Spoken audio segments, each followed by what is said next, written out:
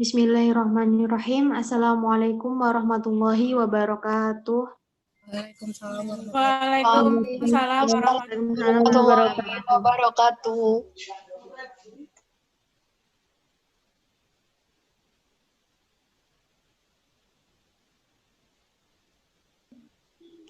Selamat sore. Sebelumnya kami ucapkan terima kasih kepada Bapak Dr. Iwan Wicaksono, SPD MPD, selaku dosen pengampu mata kuliah Fisika Dasar, Program Studi Pendidikan IPA, juga kepada teman-teman yang telah bersedia hadir pada forum sore hari ini.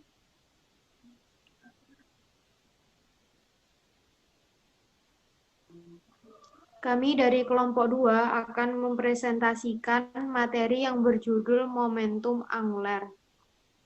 Dengan anggota kelompok yaitu Faris Dwi Yulianto dengan NIM 2002101040889, kemudian Rina Dwi Utami dengan NIM 2002101040494. Yang ketiga ada Rina Indriani dengan NIM 2002101040498. Yang keempat ada Anti Septiawati dengan NIM 2002101041146.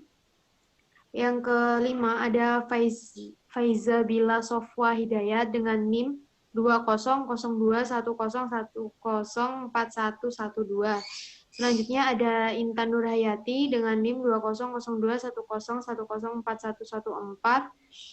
Kemudian ada Fenwina Sapir Rizky dengan NIM 2002101041116. Julia Esa Ayu Firdausi dengan NIM 2002101041123. Maya Susanti dengan NIM 2002101041124.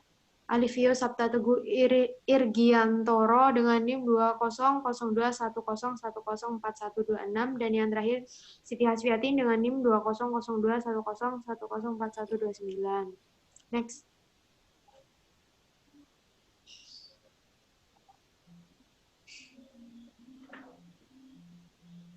Pada materi momentum angular ada 4 materi yang akan kami sampaikan, yaitu yang pertama ada definisi, yang kedua momentum angular benda tegar berotasi, yang ketiga hukum kekekalan, dan yang terakhir gravitasi. Langsung saja dipersilakan kepada pemateri untuk menyampaikan materi.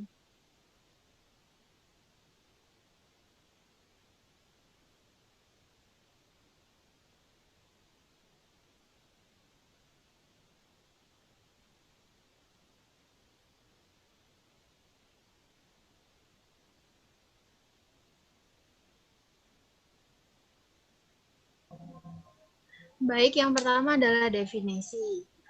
Momentum angular atau sudut secara matematis, momentum dinyatakan sebagai hasil kali antar massa dan kecepatan suatu benda. Pada kondisi tertentu, momentum sudut merupakan besaran yang bersifat kekal. Momentum angular adalah momentum suatu benda yang berotasi pada porosnya hingga membentuk sudut tertentu. Next.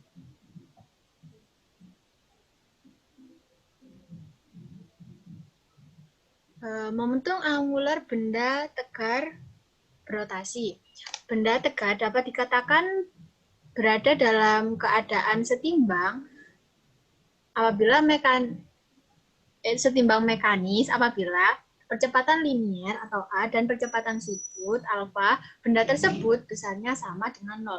Keadaan setimbang tersebut tidak mengharuskan benda berada dalam keadaan diam, tetapi bisa saja benda tersebut bergerak dengan kecepatan linier atau kecepatan sudut yang konstan. Terima kasih, saya serahkan ke moderator. Baik, terima kasih. Untuk materi selanjutnya akan disampaikan oleh Rina Dwi Utami. Kepada Rina dipersilakan. Ya, terima kasih moderator. Berdasarkan jenis geraknya, kesetimbangan di benda dibagi menjadi 2, yaitu kesetimbangan translasi dan kesetimbangan rotasi. Kesetimbangan translasi terjadi bila tidak ada resultan gaya yang bekerja pada benda, atau sigma F sama dengan 0.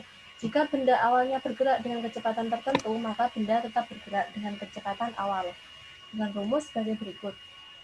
Momentum T sama dengan M kali V. Energi kinetik translasi, K-tran sama dengan setengah mv kuadrat. Keterangan K-tran adalah energi kinetik translasi, M adalah massa, V adalah kecepatan. Kesetimbangan rotasi terjadi bila momen gaya yang bekerja pada benda sama dengan 0, atau sigma T sama dengan 0. Benda tegar akan berubah kesetimbangan translasionalnya bila mendapatkan gaya, yaitu berupa tarikan atau dorongan yang bekerja pada titik pusat massa. Bila gaya yang bekerja tidak pada pusat massa serta menghasilkan momen gaya atau torsi, maka yang berubah adalah kesetimbangan rotasi.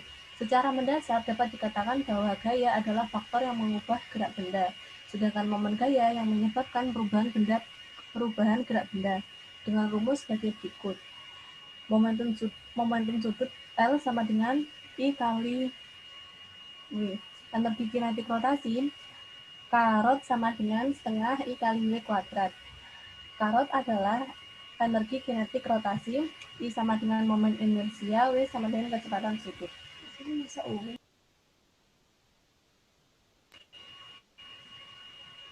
Terima kasih kepada moderator, saya kembalikan.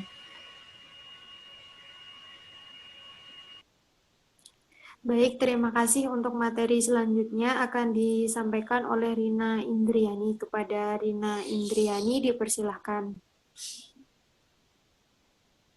Baik, yang selanjutnya yaitu hukum kekekalan benda tegar berotasi, yaitu momentum sudut pada gerak rotasi disajikan dalam bentuk analogi dengan momentum linier pada gerak translasi. Apabila sebuah benda yang berotasi dengan momen inersia mempunyai kecepatan, maka momentum sudut benda itu didefinisikan sebagai vektor, yaitu momentum sudut sama dengan momen inersia dikali kecepatan sudut. Contoh soal dari momentum anguler benda tegar berotasi. Yang pertama, jika benda dengan momen inersia 2 kg meter kubik berotasi dengan kecepatan sudut 600 per pi ppm, maka tentukanlah momen sudut benda. Jadi, momentum sudut dikali momen inersia, jadi momentum sudut sama dengan momen inersia dikali kecepatan sudut, yaitu 2 dikali 20, yang hasilnya 40 kg per dikali meter kubik per waktu. Contoh soal yang kedua yaitu sebuah bola pejal bermassa 0,5 kg berjari-jari 0,1 meter berotasi dengan kecepatan sudut 200 rad per sekon terhadap salah satu diameternya. Hitunglah momentum sudut bola tersebut. Yang pertama yaitu menghitung terlebih dahulu momen inersia bola karena bola tersebut merupakan bola pejal. Dan didapatkan hasil momentum sudut bola yaitu momen inersia dikali kecepatan sudut yaitu 0,4 kg meter persegi per sekon. Terima kasih, saya kembalikan kepada moderator.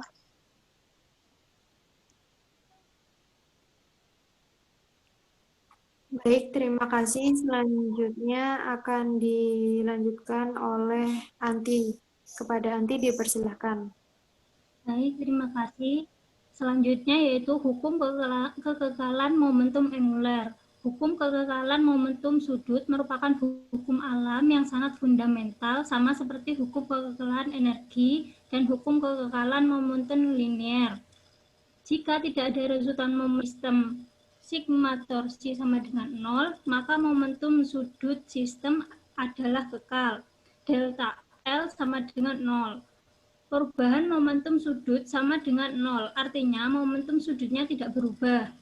Hukum kekekalan momentum sudut dirumuskan I1 W1 sama dengan I2 W2 sama dengan tetap. Dengan I1 sama dengan momen inersia pada saat awal, W1 sama dengan kecepatan sudut terhadap sumbu momen inersia pada saat akhir, dan W2 sama dengan kecepatan sudut terhadap sumbu pada putaran akhir. Hukum 2 Kepler dapat dijelaskan dengan menggunakan hukum kekekalan momentum sudut, di mana hukum 2 Kepler menyatakan bahwa setiap planet bergerak sedemikian sehingga bila suatu garis khayal ditarik dari matahari ke planet tersebut menyapu daerah yang sama pada selang waktu yang sama.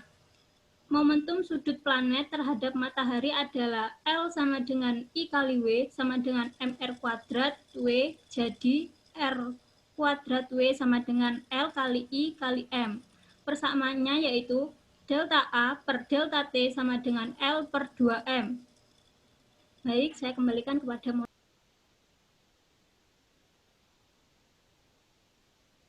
Baik, terima kasih. Materi selanjutnya akan disampaikan oleh Faiza. Kepada saudari Faiza dipersilakan. Baik, selanjutnya adalah contoh soal hukum kekekalan momentum angular. Yang pertama, sebuah partikel yang sedang bergerak rotasi mempunyai momen inersia 4 kg meter persegi dan kelajuan sudut 2 radian per second. Jika kelajuan sudut partikel berubah menjadi 4 radian per second, maka momen inersia partikel berubah menjadi yang pertama diketahui momen inersia awal 4, terus kelajuannya 2 dan kelajuan akhir 4.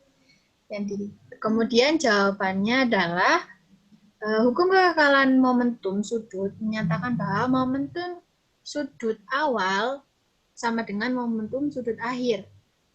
Kemudian rumusnya momen inersia awal, inersia akhir dikali kelajuan sudut akhir.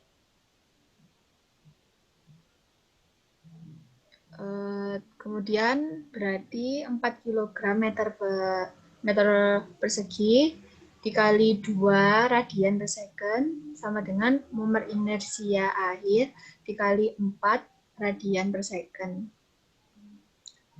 Terus momen inersianya sama dengan 2 kg meter persegi. Kemudian soal nomor 2, seorang pemain ski berputar dengan kecepatan sudut 2,5 putaran per second saat tangannya dirapatkan ke badan.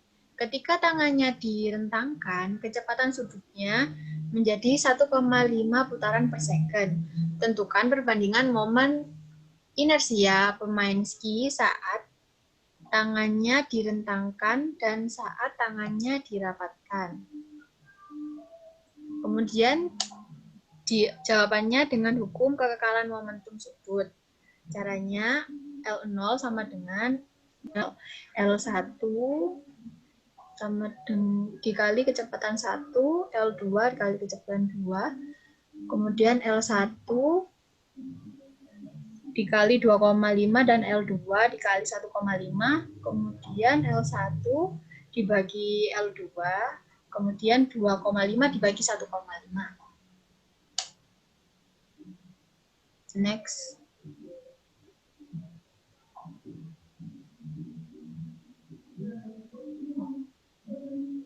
Kemudian yang soal ketiga, seorang profesor fisika berdiri pada pusat piringan yang berputar sambil merentangkan tangannya. Kedua tangan profesor memegang dumbbell yang masanya 5 kg. Pada saat itu gerakan piringnya diatur sehingga dapat berputar 1 kali dalam waktu 2 second. Momen inersia profesor tanpa dumbbell ketika tangannya terlentang sama dengan 3 kg per meter persegi dan 2,2 kg meter persegi. Ketika tangannya dirapatkan di dekat tubuhnya,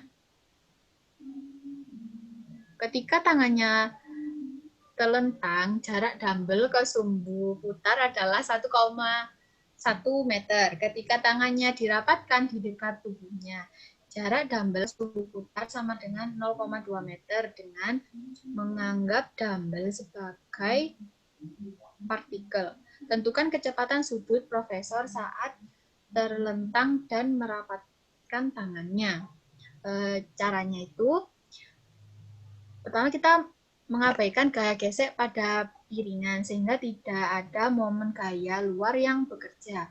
Maka berlaku hukum kekekalan momentum sudut. Momen inersia sistem dinyatakan L1 sama dengan L prof tambah L dumbbell sama dengan 3 kg meter persegi ditambah 2 dikali 5 kg dikali 1 pangkat 2 sama dengan 13 kg meter. Kemudian L2 sama dengan L profesor ditambah L dumbbell sama dengan 2,2 kg per meter persegi ditambah 2 dikali 5 kg dikali 0,2 meter dipangkat 2 dan hasilnya 2,6 kg meter persegi.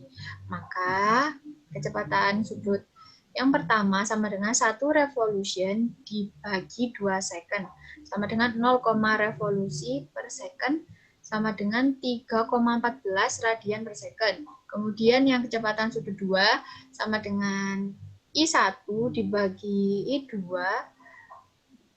kemudian W1 sama dengan 13 dibagi 2,6 dikali 0,5 sama dengan 2,5 revolusi radian dan sama dengan 15,7 radian per second. Terima kasih, saya kembalikan ke moderator.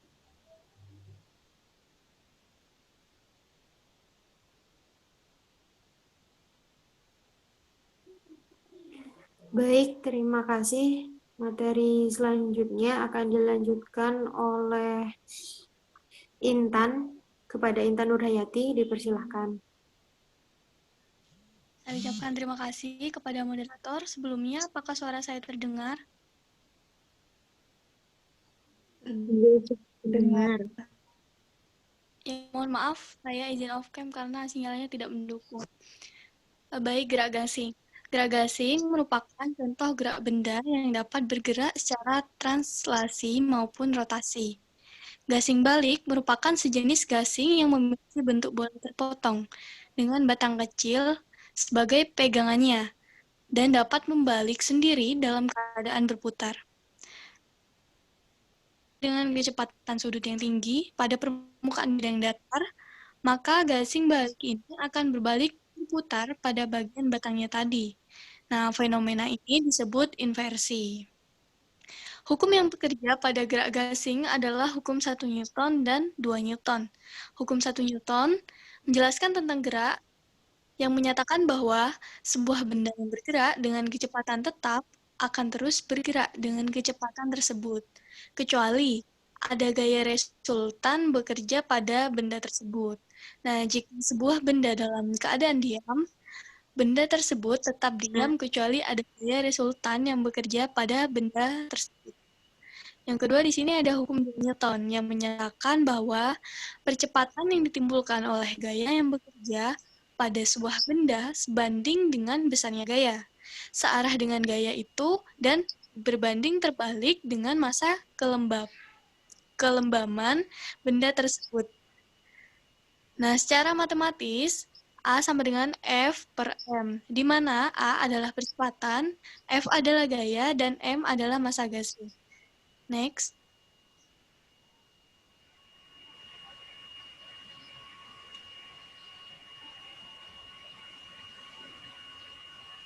Selanjutnya ada gaya gerak melingkar. Nah, gasing bentuknya hampir seperti roda sepeda motor. Oleh karena itu, juga akan berlaku hukum fisika tentang gerak melingkar, yaitu kecepatan linier dan kecepatan sudut atau angular. Yang pertama ada kecepatan linier. Nah, kecepatan linier merupakan kecepatan yang memiliki arah gerak lurus terhadap jari-jari lingkaran atau dapat dikatakan sebagai garis singgung lingkaran. Dengan rumus V sama dengan S per T.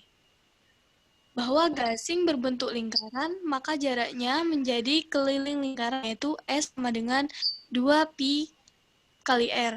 Maka rumusnya menjadi V sama dengan 2pi kali R bagi T. Nah, hubungan periode dengan frekuensi dirumuskan 1 per T sama dengan F. Maka rumus kecepatan linier menjadi V sama dengan 2pi kali R kali F.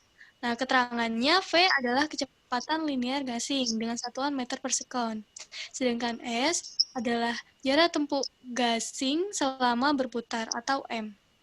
Yang selanjutnya T atau periode atau waktu banyaknya putaran gasing dengan satuan adalah second. Pi sama dengan 2/7 atau 3,14. R sama dengan jari-jari gasing dan satuannya adalah M. Dan F adalah frekuensi gasing dengan satuannya hasil. Dua, kecepatan sudut. Kecepatan sudut ialah besinya sudut yang dibentuk untuk melakukan perpindahan tiap satuan waktu secara matematis. Adapun rumusnya adalah sama dengan V per R dengan keterangan W sama dengan kecepatan sudut gasing dengan satuan radian per S. V sama dengan kecepatan linear gasing dengan satuan meter second dan R sama dengan jari-jari gasing dengan satuannya adalah M. Baik, sekian dari saya kembalikan kepada moderator.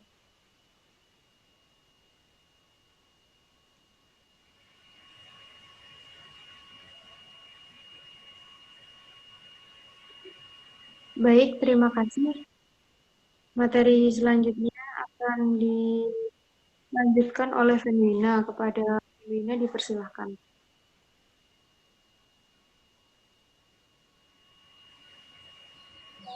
Baik, terima kasih. Saya akan untuk presentasi hari ini. Yang ketiga yaitu hukum torsi atau momen gaya. Dan momen kita tinjau dari hukum torsi atau momen gaya. Momen gaya dapat menyebabkan surat berputar atau berotasi. Dalam hal ini, gasing berbentuk lingkaran. Momen gaya dilambangkan dengan T. Momen gaya F terdapat titik O didefinisikan sebagai hasil kali silang antara lengan atau F. Torsi sama dengan R kali F. Besarnya momen gaya adalah torsi sama dengan R sin sudut kali F atau torsi sama dengan R F sin sudut. Di mana F sama dengan gasing atau N dan R jari-jari gasing. Torsi besar gaya momen gaya alfa sama dengan sudut antara arah lengan gaya dan arah. Saya kembalikan kepada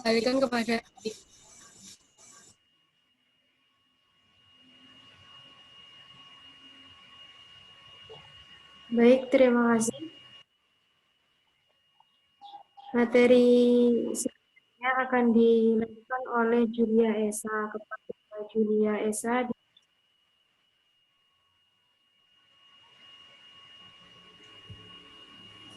Baik, terima kasih. Ditinjau cara kerja gasing dari hukum momentum sudut. Perhatikan gambar yang melukiskan sebuah titik partikel dengan massa M melakukan gerak melingkar berubah beraturan karena dari gaya F. Berdasarkan hukum Newton, F sama dengan M kali A. Kita ketahui bahwa A sama dengan alfa kali R. Maka rumusnya menjadi F sama dengan M kali alfa kali R. F kali R sama dengan M kali alfa kali R kuadrat. F kali R sama dengan F kali kuadrat kali alfa. Besaran MR kuadrat disebut momen inersia atau momen kelembapan dari partikel bermassa M yang melakukan gerak rotasi dengan jari-jari M. Dan F kali M adalah momen gaya F pada titik 0 atau torsi, sehingga torsi sama dengan momen inersia kali alfa. Pada gerak melingkar berubah beraturan diperoleh alfa sama dengan Dt min W0 per delta T, sehingga didapat torsi sama dengan momen inersia kali Wt min W0 per delta T. maka persamaannya menjadi torsi kali delta T sama dengan moment inersia kali WT min moment inersia kali W0, di mana torsi kali delta T sama dengan itu sudut. Momen inersia kali WT sama dengan momentum sudut pada saat T. Momen inersia dikali W0 sama dengan momentum sudut mula-mula.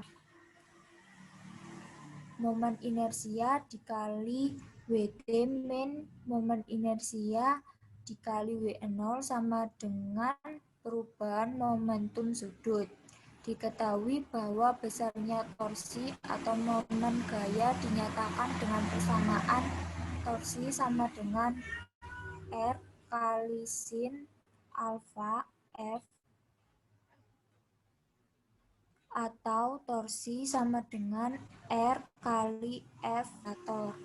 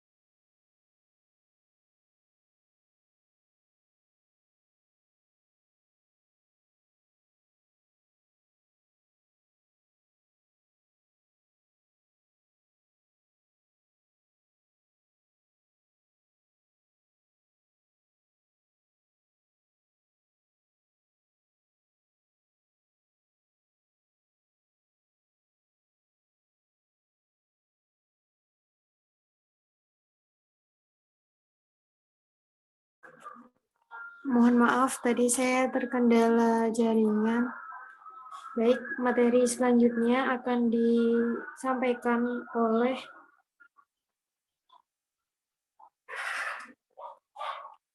Maya Susanti. Kepada Maya Susanti dipersilakan. Baik, terima kasih. Saya akan melanjutkan yang dijelaskan oleh Julia.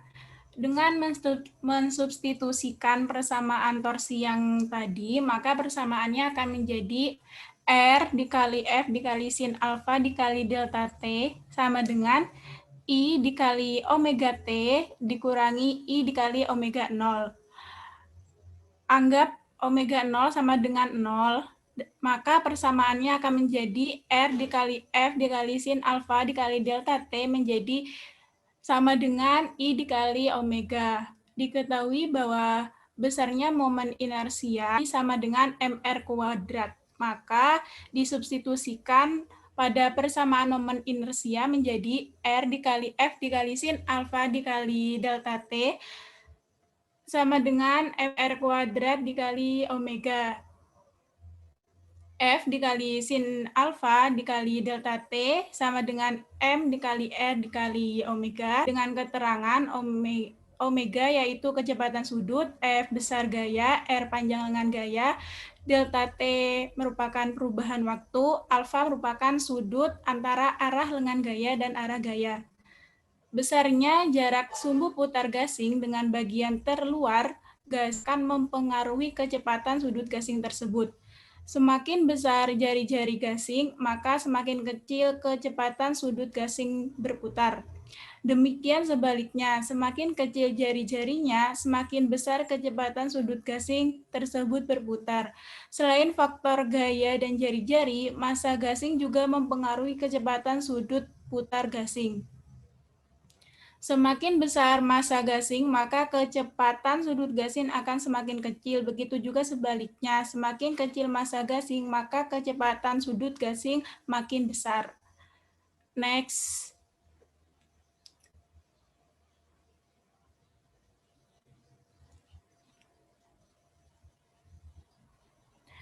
Gesek dan kanan. Gaya gesekan ialah gaya yang berarah melawan gerak benda atau arah kecenderungan benda akan bergerak. Gaya gesek muncul apabila dua buah benda bersentuhan. Benda-benda yang dimaksud ialah tidak harus berbentuk padat, melainkan dapat pula cair ataupun gas. Gaya gesek yang terjadi pada gasing yang utama adalah dengan lantai atau dasar di mana gasing dimainkan. Gaya gesek yang terjadi pada gasing akan berlawanan dengan arah putar gasing. Jadi, apabila gaya gesek berputar ke kanan, maka gaya gesek akan berputar ke kiri berlawanan dengan arah putar gasing. Untuk memperkecil gaya gesekan ujung bawah gasing, dibuat runcing agar memperkecil bidang sentuh untuk antara lantai dengan ujung gasing. Tapi efek memperkecil ujung gasing adalah diketahui bahwa tekanan atau P merupakan gaya yang diberikan persatuan luas. Memperkecil ujung gasing itu artinya memperkecil juga luas ujung gasing sehingga tekanannya menjadi besar. Jika lantai yang teksturnya tidak keras atau gembur, ujung bawah gasing akan tenggelam dan gasing akan terjebak. Hal ini justru menambah gesekan yang menyebabkan gasing mengalami perlambatan yang besar dan berhenti berputar. Terima kasih. Untuk selanjutnya saya kembalikan pada moderator.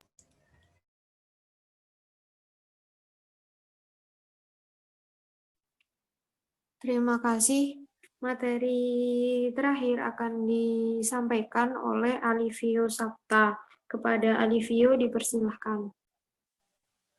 Ya, terima kasih untuk moderator.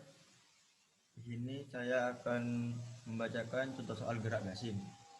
Pada sebuah gasing berputar 30 radiasi per sekon. Apabila momen inersia sebuah gasing tersebut 0,002 kg per meter kubik, maka tentukanlah momentum sudut gasing tersebut. Diketahui momen inersia 0,002 kg per meter persegi dan omega 30 radian per sekon. Ditanya momentum sudut gasing. Jawabnya dengan rumus L sama dengan I dikali omega diperoleh 0,02 dikali 30 radian per sekon dan diperoleh jawabannya 0,06 kg meter kubik per sekon.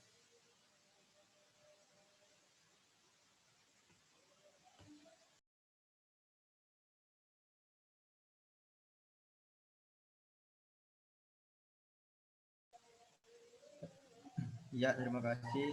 Untuk selanjutnya saya akan serahkan ke moderator. Itu tadi penyampaian materi dari kelompok kami. Untuk selanjutnya akan dibuka sesi tanya-jawab. Kepada yang ingin bertanya, dipersilahkan. Saya izin bertanya. G, silakan.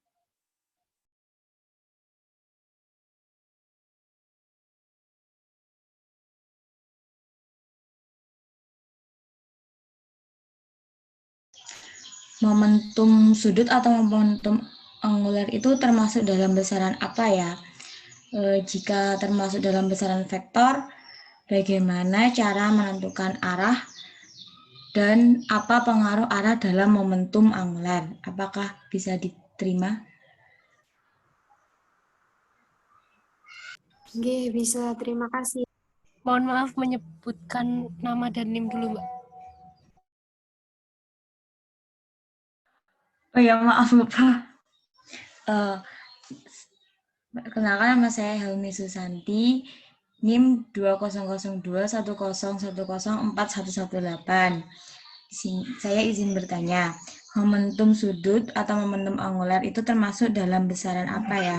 Jika termasuk dalam besaran vektor, bagaimana cara menentukan arahnya dan apa pengaruh arah tersebut dalam momentum angular?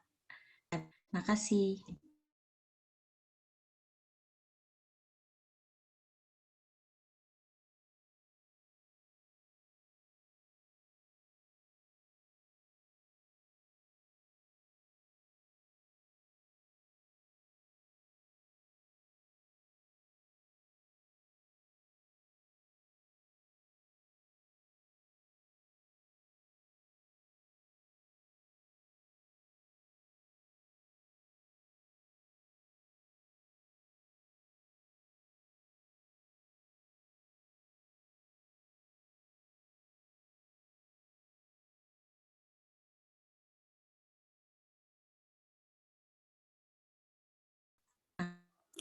Baik, karena sudah ada 3 pertanyaan,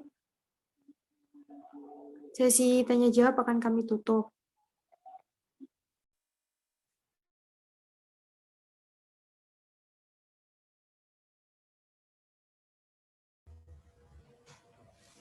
Baiklah, saya akan menjawab pertanyaan dari Helmi mengenai momentum sudut. Momentum sudut merupakan besaran vektor.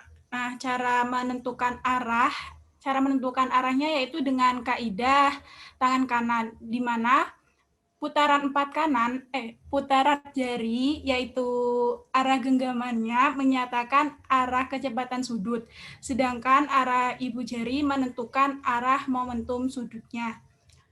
Apakah bisa diterima, Helmi?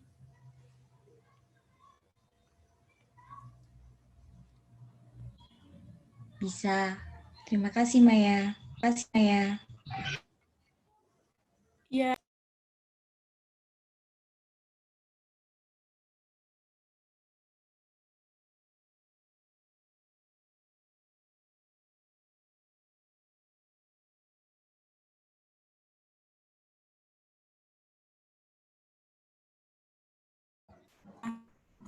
Baik, saya Venwina Sapira Rizky, NIM 2002101041116, akan menjawab pertanyaan dari Sylvia Maharani, yang pertanyaannya yaitu, sebagaimana yang telah dijelaskan, benda tegar dapat dikatakan berada dalam keadaan setimbang mekanis apabila percepatan linier dan percepatan tersebut besarnya sama dengan 0. Berikan contoh benda yang mengalami keadaan setimbang mekanis.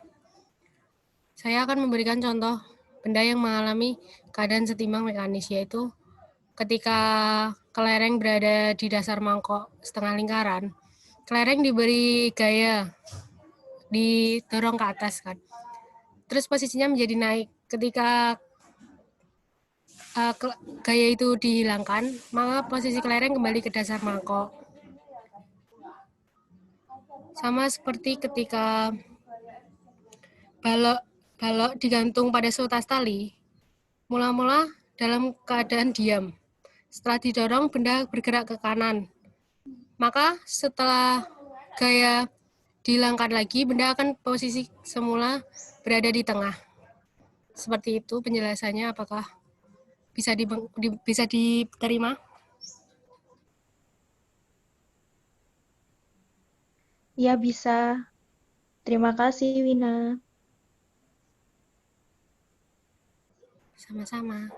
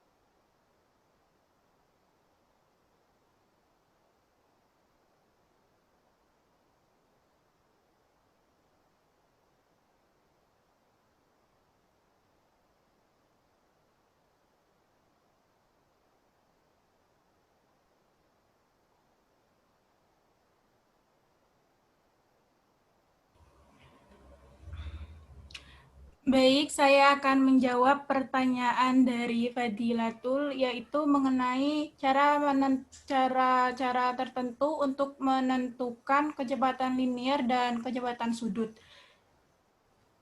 Seperti yang ada di slide, kecepatan linear yaitu kecepatan yang memiliki arah tegak lurus terhadap jari-jari lingkaran. Atau bisa juga kecepatan linear ini sama dengan kecepatan pada gerak lurus beraturan. Di mana cara menentukan kecepatan linear ini yaitu 2πRF, yaitu Pi yang merupakan 22/7 atau 3,14, R yaitu jari-jari gasing atau lingkarannya, dan F merupakan frekuensi dari gasing tersebut.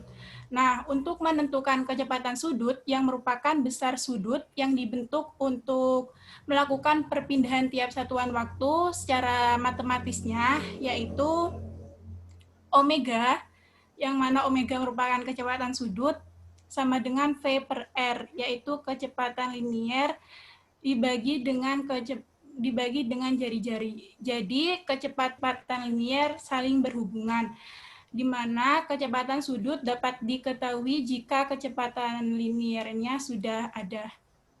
Apakah bisa diterima jawabannya? Baik, Maya. Terima kasih atas penjelasannya. Iya, sama-sama.